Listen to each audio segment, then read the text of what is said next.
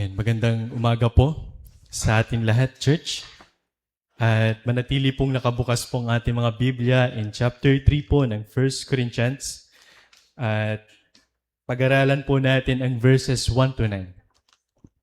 Yan. And I hope nabasa po natin ang mga verses po na ito and maging po yung mga previous chapters dahil ito po ay connected po lahat ng ating pinag-aaralan sa mga preachings po natin hanggang chapter 4. No? Kaya review lang po natin yung last preaching po nung last Sunday. Kaya sabi ko nga kanina, connected po sa ating preaching nung preaching po natin last week. So dito po, preach po sa atin ni Brother AJ, pinakita sa atin ni Paul yung wisdom ng Diyos sa pamamagitan po ng banal na Espiritu. In chapter 2, verse 6 to 16. At meron pong tatlong bagay na katotohanan na binanggit sa atin ni Brother AJ nung last week. Ano po yun? Una, hindi pinakita ng Panginoon ang wisdom niya sa mga rulers of this age. Pangalawa, ang wisdom niya ay ipinapakita niya lamang sa pamamagitan ng banal na Espiritu. At sa panghuli, ang spiritual men lamang ang makakatanggap ng wisdom ng Panginoon. Kaya in the previous chapter, yung preach po sa atin ni Brother AJ, ipinapakita ni Paul sa Church of Corinth yung mga blessings ng spiritual men. Pero kung titignan natin yung binasa po natin kanina in chapter 3 verse 1, "But I, brothers, could not address you as spiritual people." Bakit hindi ma-address ni Paul ang mga Korinto na spiritual men? Kaya ngayong umaga po, yung sagot sa kung bakit hindi niya ma-address sa mga Korinto na spiritual men, it's because may sin, may division sa loob ng iglesia. Kaya ito po ang message po natin sa umagang ito. Kung kayo po ay nagsusulat. The message, Paul rebukes the Corinthian church to reject division and humbly work together for God's glory. Ulitin ko po at tatagulugin po natin mamaya. Paul rebukes the Corinthian church to reject division and humbly work together for God's glory. In Tagalog, nire-rebuke po ni Paul ang Corinthian church na tanggihan po ang pagwawatak-watak o pagkakabahagi-bahagi at magpakumbaba na magtrabaho ng sama-sama para sa glorya ng Panginoon. At sa umagang ito po ay meron lang po tayong isang tanong na sasagutin po natin at meron po tayong tatlong sagot. Ang tanong po dito ay ano ang mga katotohanan na ipinapakita ni Pablo dito upang ituwid ang division sa iglesia at ibalik ang lahat ng kalwalhatian sa Diyos. Una, bigay ko na po sa inyo ang aking outline. Una, ang division ay marka ng isang spiritual immaturity in verses 1 to 3. Pangalawa, ang mga leader ay mga lingkod ng Diyos lamang in verses 4 to 5. At ang panghuli, sa Diyos ang kapurihan dahil siya ang pinanggagalingan ng paglago ng isang iglesia. Isa-isahin po natin po ito. Ano ang mga katotohanan na pinapakita ni Pablo dito upang ituwid ang division sa iglesia at ibalik ang lahat ng kalwalhatian sa Diyos. Una, ang division ay marka ng isang spiritual immaturity in verses 1 to 3. Basahin ko po sa inyo. "But I, brothers, could not address you as spiritual people, but as people of the flesh, as infants in Christ. I fed you with milk, not solid food, for you were not ready for it. And even now, you are not yet ready. For you are still in the flesh, for while there is jealousy and strife among you, are you not of the flesh and behaving only in a human way? So isa po dito na masakit na binanggit ni Paul, but I, brothers. Note, pag sinabi pong brothers dito sa Bible, ibig sabihin, meron po silang pananampalataya kay Kristo bilang kanilang tagapagligtas at Panginoon. So evidently, ang kausap po ni Paul dito ay yung nasa loob po ng iglesia. Na may pananampalataya sa Panginoon. Pero sabi ni Paul, hindi ko kayo ma-address na spiritual people. Anong ibig sabihin ng spiritual people dito? Meaning, matured spiritually. Ito po yung mga taong kayang tanggapin ang mga mas malalim na doktrina at aral sa Biblia. Kundi, kayo ay salaman at sanggol pa lamang kay Kristo. Meaning, kung bakit hindi ma-address ni Paul ang mga Korinto dahil sila po ay spiritually immature. Na ang pamumuhay pa rin po nila ay salaman, carnality, yung desire po nila. Though sabihin po natin, nasa kanila yung banal na espiritu, pero kung titignan natin, they are not spiritual people. Nasa loob na ng church, may tamang pananampalataya, pero hindi matawag na spiritual people. Why? Because they are immature. And they are babes, sabi ng Bible. At kung titignan natin ang isang sanggol, anong pagkain ng sanggol? Gatas. Di ba? So ganito po itrato ni Paul ang immature na sa pananampalataya. Or mga sanggol po sa pananampalataya. Kaya bang kumain ng isang sanggol ng karne? Sige, bigyan natin yung sanggol ng isang karne. Kakainin ba niya? Hindi. Siyempre hindi. Iiyak at iiyak pa rin yan. Kaya, ang kinakain lang ng mga sanggol is yung solid food. Yung liquid or soft pa lang. And same thing sa Christian life. Sabi ni Paul in verse 2, I fed you with milk, not solid food, for you were not ready for it. And even now, you are not yet ready. Ang pinapakain ko sa inyo habang ako nandyan ay gatas pa lamang. Kasi nga hindi kayo ready na tanggapin ang lahat ng bagay na mas mabibigat at mas malalim na katuruan sa Biblia. Pero hanggang ngayon, hindi pa rin kayo ready.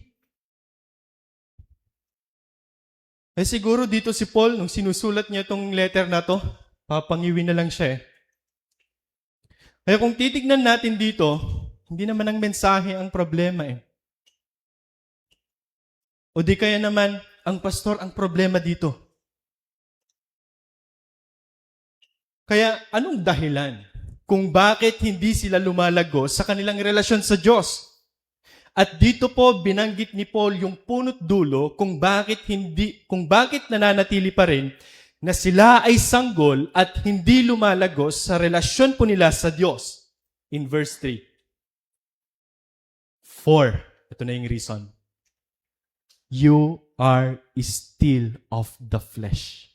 Una, kayo ay karnal at nasa laman pa. At pangalawa, sabi ni Paul, for while there is, jealousy and strife among you. Are you not of the flesh and behaving only in human way? So, ang punot dulo, hindi lang po yung carnality po nila, hindi na natin ito palalalimin dahil na-preach na po sa atin ng ating mga men, pero ito po, for while there is jealousy and strife. Meron pong pagseselos at pag-aaway sa loob ng iglesia. Anong ibig sabihin po nito? Yung jealousy or insecurity na akala po ng mga Corinthian church, spiritual sila dahil marami silang natututunan na salita ng Diyos. At nakita nila ang blessing ng spiritual men. Pero kung babalikan po natin sila in chapter 1, pinakita dito yung issue nila ng division. Kay Paul ako susunod. Kay Apollos ako susunod. Kay Cephas ako. Kay Pedro ako. Marami pang iba. Sabi nila, kay Kristo lamang ako. Pero dito, in chapter 3, literal na sinabi ni Paul na may nagseselos sa kanila. And may nakikipag-away sa kanila that causes division. At ito po yung marka na kayo ay nasa laman. Sabi ng Bible, na at ang ugat nito ay ang natitirang kasalanan ng pagmamataas sa puso ng tao. Kapag nakakalimutan na natin na ang Diyos ang pumili sa atin in 1 Corinthians chapter 1, sa chapter 2, ang Espiritu ang nagbibigay ng karunungan, and in chapter 3, ang Diyos ang nagbibigay ng paglago. Kaya kung titignan natin dito, puso ang kanilang problema. At mahirap po itong gamutin. Magagamot lang ito pag nakita natin ang biyaya ng Panginoon. Kaya sabi ni Paul, hindi ko kayo ma-address na spiritual people. Dahil kayo ay nasa laman pa at kayo ay nagseselos at may nag-aaway sa loob ng iglesia. Sa ating challenge, kinuha ko po ito sa 1 Peter chapter 2 verse 1 to 3. Sabi ng Bible, basahin ko po sa inyo. Basahin ko po siya in ESV. So put away all malice and all deceit and hypocrisy and envy and all slander. Like newborn babes or infants, long the pure spiritual milk, that by it you may grow up into salvation. If indeed you have tasted that the Lord is good. Anong command ni Pedro dito? Long. For the pure spiritual milk. The word long. Hindi po ito yung mahaba na iniisip po natin. Or in other versions, sabi po ng Bible, desire means you crave intensely or long earnestly. Di ba pag nag-crave tayo ng isang bagay, gagawin po natin ang lahat para makuhan po natin yon at makain po natin yon. Pero dito po, hindi lang po siya yung casual na interesado ka lang. Na binabasa lang natin, interesado lang po tayo, pero mas higit pa doon. Ito po yung mas malalim na pagkagutom sa salita ng Diyos. Na para bang ang isang sanggol na umiiyak pag hindi mo siya binigyan ng gatas.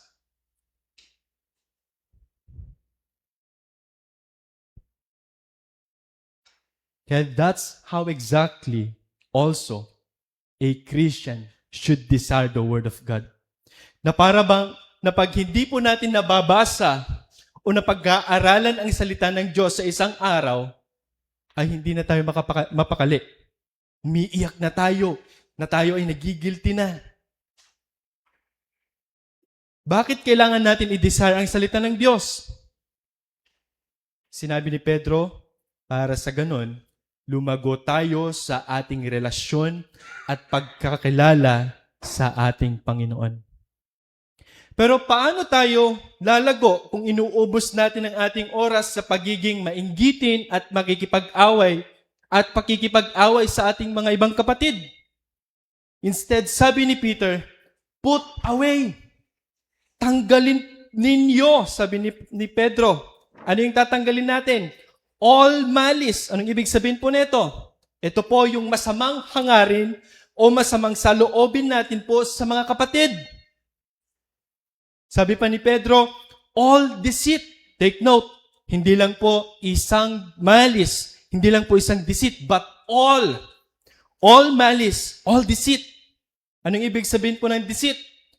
Ito yung paggamit ng kasinungalingan para lang makuha natin yung gusto.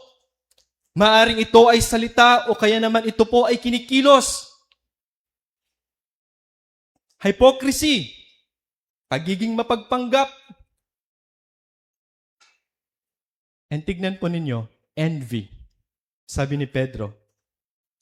At ito ang sinasabi ni Paul na kung bakit hindi kayo lumalago at nananatili na lang kayo sa pagkasanggol.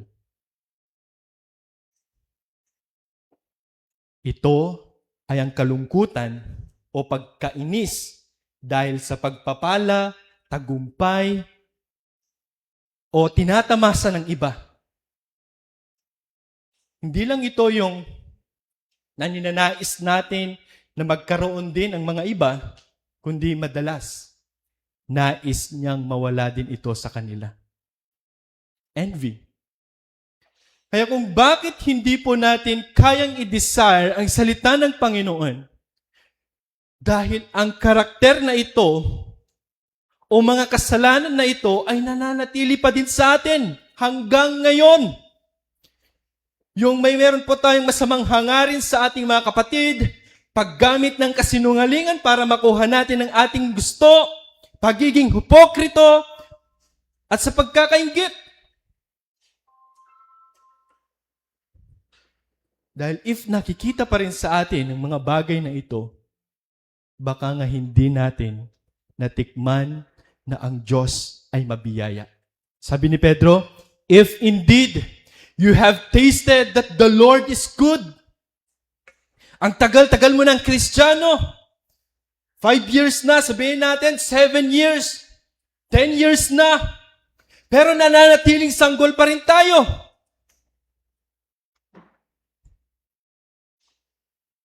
Sabi pa ni Paul, gatas lang yung pinakain ko sa inyo noon. Nung nandyan ako, pero ngayon, gatas pa rin hanggang ngayon. Imagine ninyo, grade 6 na, high school na, nagdedede pa din.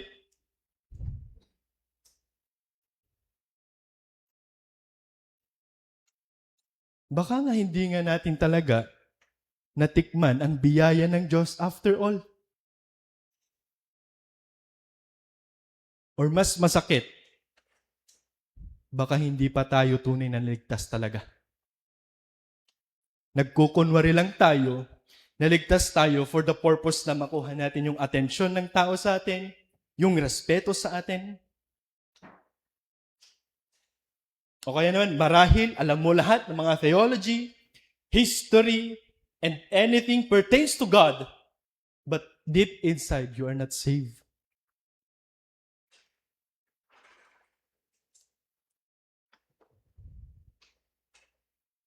Pangalawang katotohanan na pinapakita ni Pablo upang ituwid ang division sa loob ng iglesia. Ang mga leader ay mga lingkod ng Diyos lamang.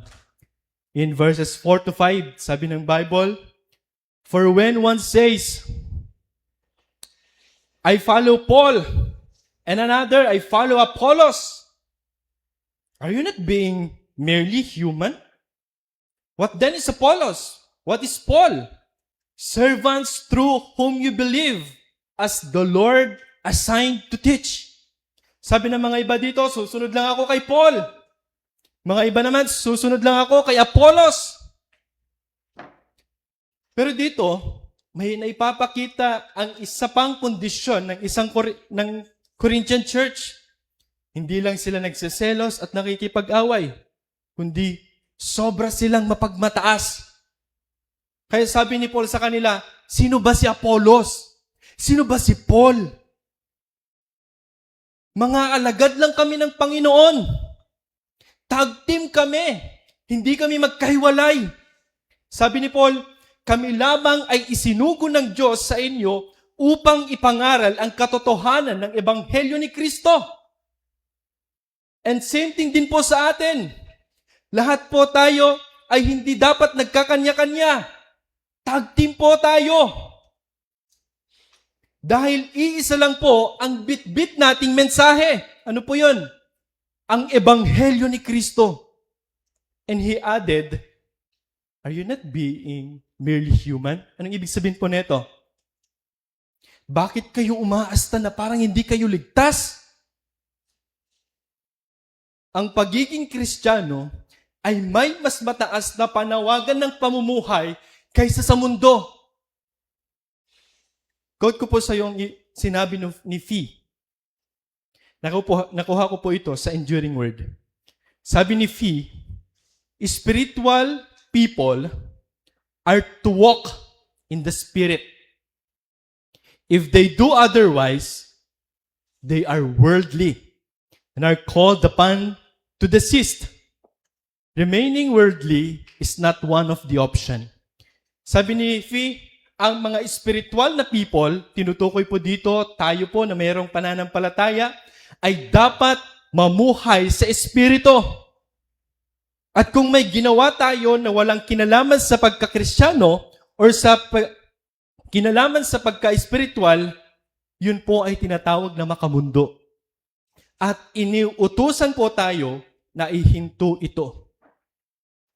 Ang pananatiling makamundo ay hindi kabilang sa mga options. Hindi yung A, susunod ako sa Diyos. B, mag-aasta akong mundo. Kundi A, susunod ako sa Diyos. B, susunod ako sa Diyos. Walang options ang pananatiling makamundo. Challenge. Alisin po natin ang tiwala at loyalty natin sa mga leader natin sa church. Linawin lang po natin ito. Hindi po ibig sabihin nito na aalisin na natin yung respeto at pagmamahal natin sa ating pastor at maging sa ating mga leaders. Kundi, huwag po tayong namimili kung sino lang ang ating pinapakinggan. Because, in the first place, hindi kami ang nagliligtas sa inyo.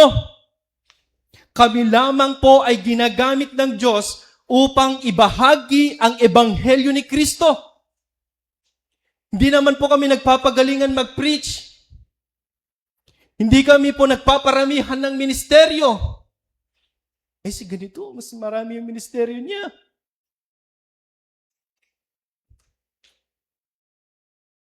O kaya naman nagpapagalingan kami mag-lead.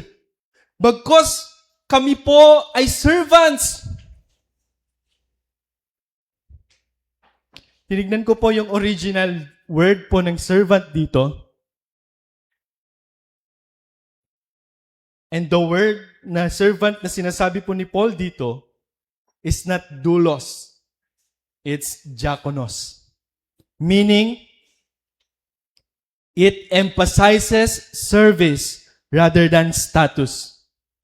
So this highlights the minister or kaming mga leader are secondary instrument in God's sovereign work.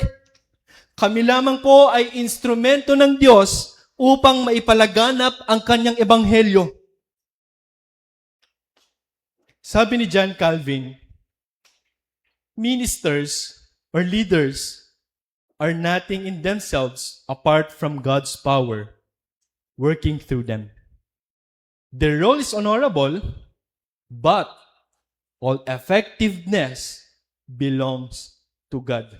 Ang mga leader po ay walang pakinabang kung malayo sa kapangyarihan ng Diyos na nagtatrabaho sa kanila. Ang kanilang role ay karespeto, yes, pero ang pagiging effective ng isang leader ay hindi nakasalalay sa kanila or sa amin. Ang pagiging effective ng isang leader ay nakasalalay po sa gawa at kapangyarihan ng Diyos lamang.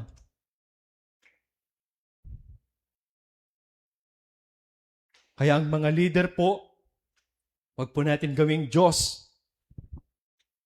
Kami po ay lingkod lamang ng salit ng Diyos.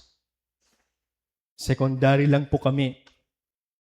Secondary instrument lang po kami na ginagamit ng Diyos upang may palaganap ang kanyang salita. Pangatlo, At panghuling katotohanan na ipinapakita ni Pablo upang ituwid ang division sa loob ng iglesia. Sa Diyos ang kapurihan dahil siya ang pinanggagalingan ng paglago ng isang iglesia. In verses 6 to 9, I planted, Apollos watered, but God gave the growth. So neither he who plants nor he who waters is anything, but only God who gives the growth.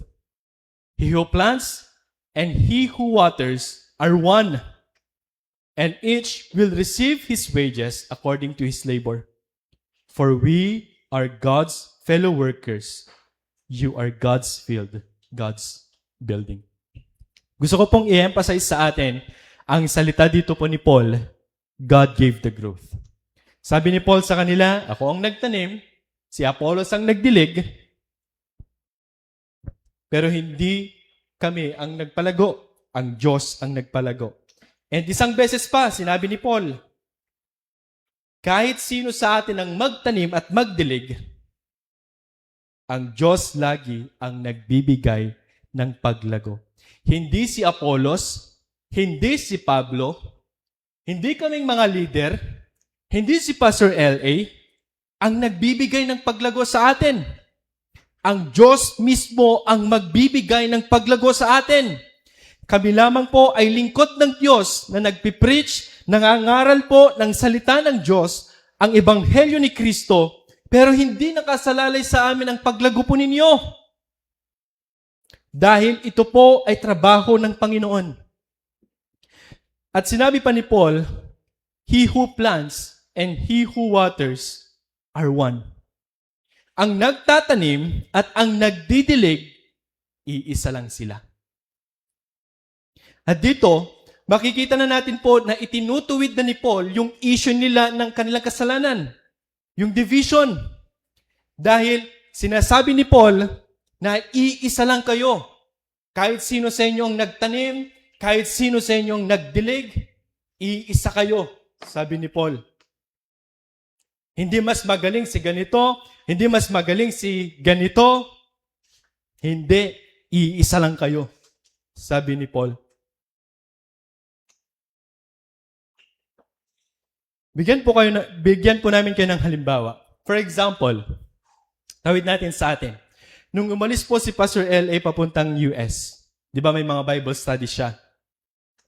So ang nagtanim, si Pastor L.A., nagtanim siya ng salita ng Panginoon. At nung umalis po siya, pinagkatiwala sa amin pong mga leaders. Ngayon, ang nangyayari, kami po ang nagdidilig sa mga tinanim ni Pastor L.A. na salita ng Diyos sa inyo. Pero kung titignan natin, hindi sa amin po nakasalalay ang inyong paglago sa relasyon ninyo sa Panginoon,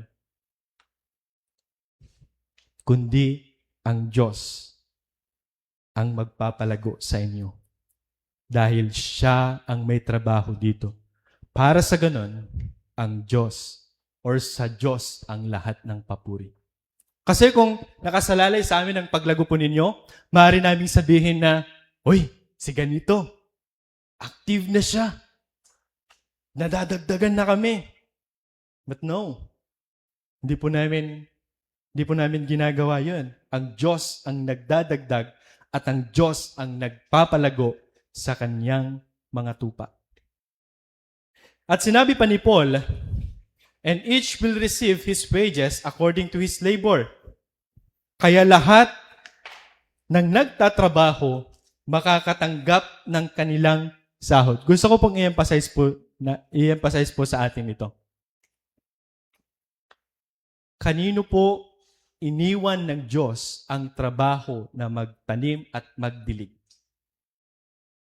The church.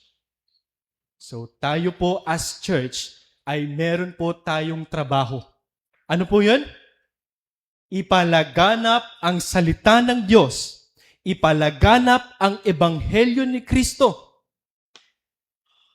At sabi ng Bible, makakatanggap sila makakatanggap kayo ng sahod. O di ba? May sahod. So basically, parang iniisip po ninyo, material na bagay ito, yayaman ako. But no. Lahat ay nagtutulungan, ngunit ang bawat isa ay tumatanggap ng gantimpala ng individual. Ang gantimpala po ay hindi binibigay batay sa anumang kaloob o talento o maging sa tagumpay, kundi batay po ito sa kanilang sariling pagpapagal. Alam ng Diyos kung paano magbigay ng nararapat na gantimpala. At ito na, bakit kailangan natin magtrabaho na magkakasama o iisa? And binigay ni Paul din yung sagot. For, ano yun? We are God's fellow workers dahil tayo ay trabahador ng Panginoon. At hindi po tayo makakakilos nang wala siya dahil sa Kanya nakasalalay ang ating pagiging effective. And in last na sinabi na ni Paul, and you are God's field, God's building. Ang gawain po na ginampanan po ni Paul dito, kasama ng Diyos, ay ang pagtatrabaho sa mga tao ng Diyos. Dahil sila ang bukid ng Diyos at sila rin ang kanyang gusali. Ngayon, sa lahat po ng katotohanan ito, paano po natin ito maiko-connect sa Ebanghelyo ni Kristo? So medyo practical yung banat ni Paul dito. Ngayon, paano natin maiko-connect sa Ebanghelyo? Ito na. Sa ating pag-aaral, nakita natin na ang tunay na ugat ng problema ng iglesia sa Korinto ay hindi lamang sa pagkakabahagi-bahagi, kundi ang pagmamataas ng puso kundi ang pagmamataas ng puso. Kapag itinataas natin ang ating sarili, nagkakaroon tayo ng pag-aangkin, paghahambing, at pagkakampi-kampi. Ngunit kabaliktaran nito ang ipinapakita ng Ebanghelyo. Sabi ng Philippians chapter 2, verse 6 to 8, basahin ko po siya sa inyo ng Tagalog. Si Kristo, bagamat siya ay Diyos, ay hindi ipinagpilitang panghawakan ang kanyang kalwalhatian.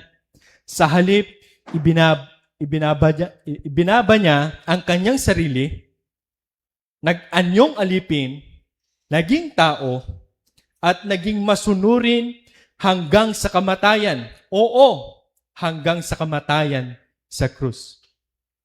Kung ang walang hanggang anak ng Diyos ay nagpakumbaba alang-alang sa atin, paano pa tayo magkakaroon ng dahilan upang magmataas? Ang krus ang nagpapaalala sa atin na walang ni isa sa atin ang nakakalamang. Sapagkat ang lahat ng mayroon tayo, ang kaligtasan, ang kaloob, ang karunungan, ang paglilingkod, ang pawang tinanggap lang natin sa biyaya ng Diyos. At ang parehong krus na nagligtas sa atin ay siya ring sumisira sa ating pagmamataas. Sa paanan ng krus, walang mataas at walang mababa. Lahat ay makasalanang iniligtas sa pamamagitan ng biyaya. At dahil dito, ang krus ang nagbubuklod sa atin bilang isang pamilya kay Kristo. Kaya sa halip na maglaki tayo sa tao, sa ating mga leader, sa ating kakayahan, o sa ating mga pinapanigan, magmalaki tayo kay Kristo lamang.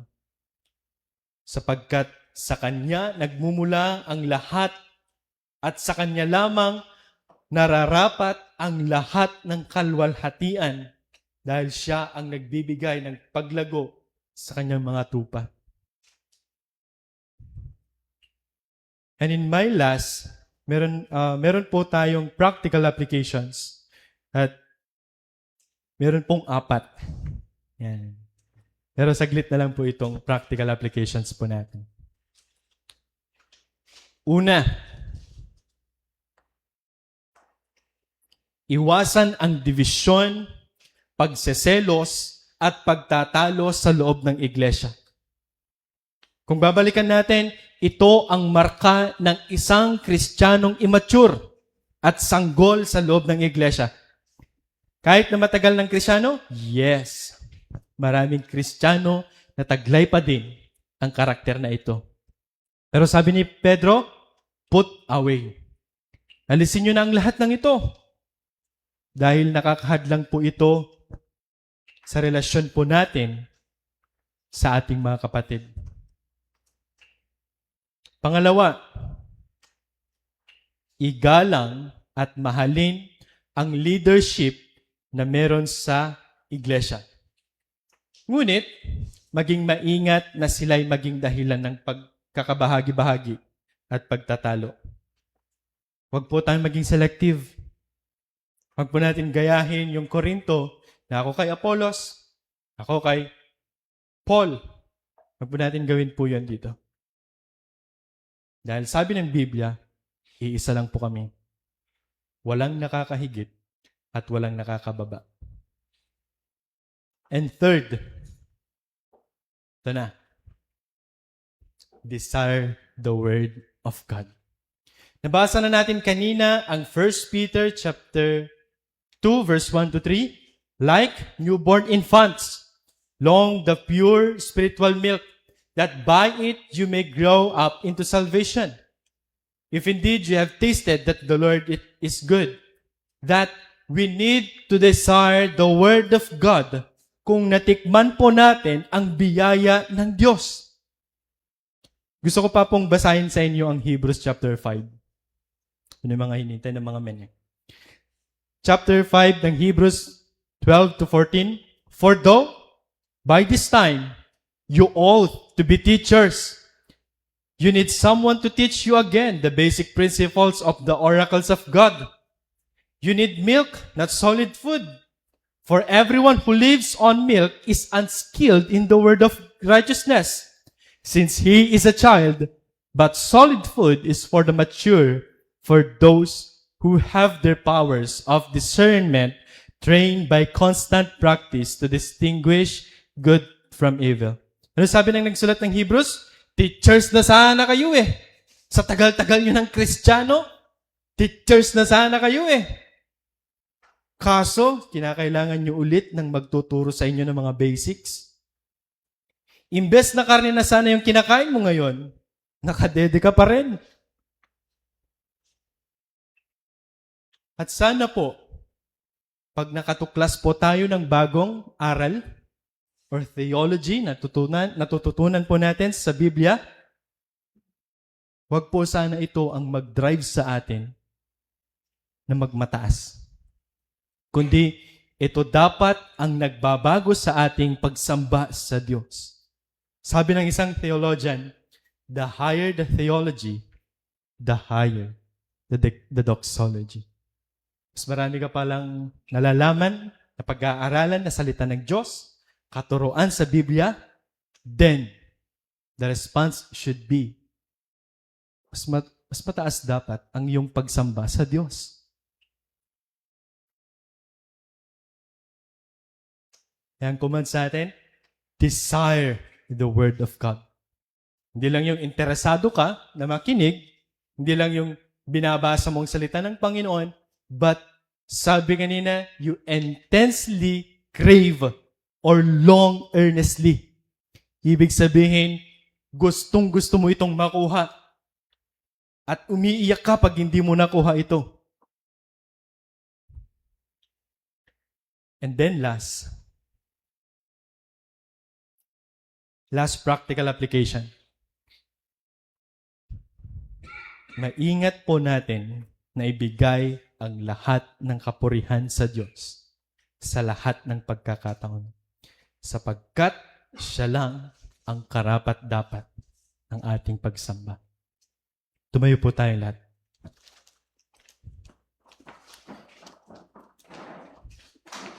Father, salamat po sa umagang ito na narinig po namin ang katotohanan ng iyong salita. Na kami po ay taong mapagmataas, prone sa selos,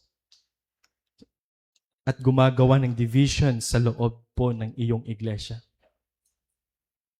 Masakit man, pero maraming salamat sa pagtutuwid sa amin sa pamamagitan po ng iyong salita.